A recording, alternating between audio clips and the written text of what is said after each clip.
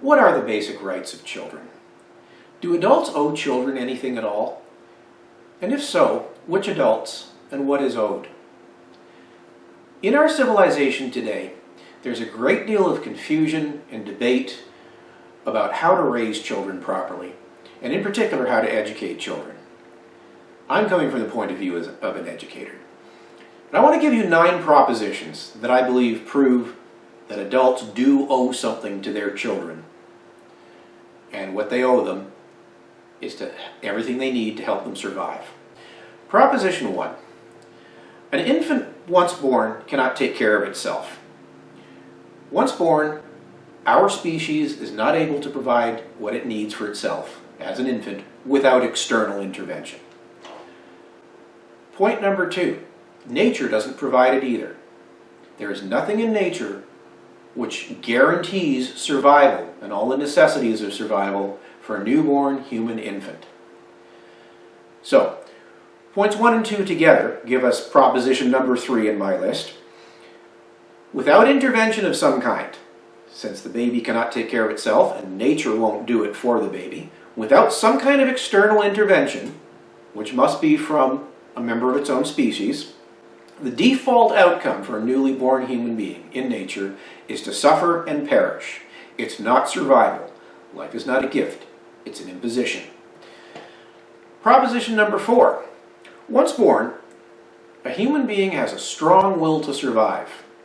We know that even infants have a very strong impetus to survive. That's biologically rooted. We have a desire to survive.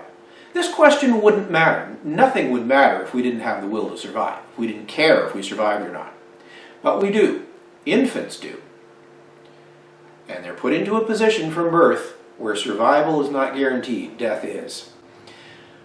Proposition number 5.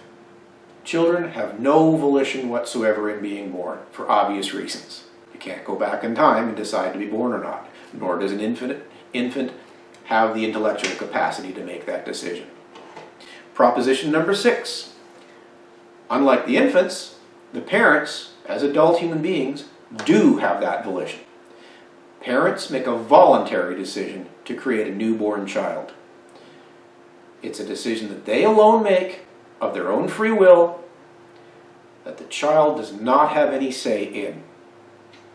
Now we're getting to the point where adults owe something to children, but we haven't proven it yet. It's not a strong enough argument yet. Proposition number 7, which I derive from propositions 3, 4, 5, and 6. Birth is an imposition of danger, suffering, and almost certain death on the child by its parents. Proposition number 7 again. Birth is an imposition of danger on the infant by its own parents. Birth is not a gift. Birth is putting a new organism in peril. Proposition number 8 is debatable, but I think most people will agree, and there are strong arguments for it, so I'm going to take it as a given. I'm going to use it as a premise in my argumentation. Proposition number 8.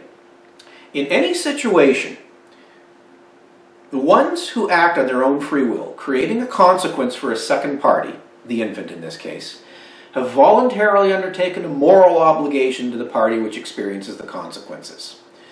You do something to a second person against their will, they have no ability to stop you, and it has dire consequences for that person, you owe them damages in return.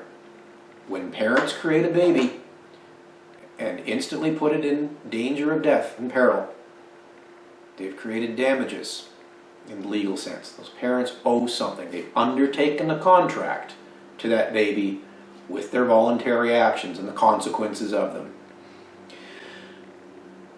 The conclusion, Proposition 9, all children are therefore entitled to the provision of the necessities of life by the adults who imposed life on them. This isn't a novel conclusion. It's one which has been assumed and taken for granted by human beings in all cultures forever, but it needs proof.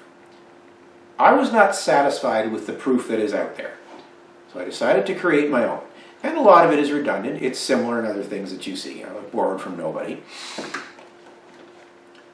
But adults, the parents, the biological parents of the child, owe something. Now, can that debt be transferred? Yes. And we can talk about social systems in a different blog. We can talk about ways of mitigating the problem. As intelligent social animals with strong division of labor, the human race can help each other take care of each other's children.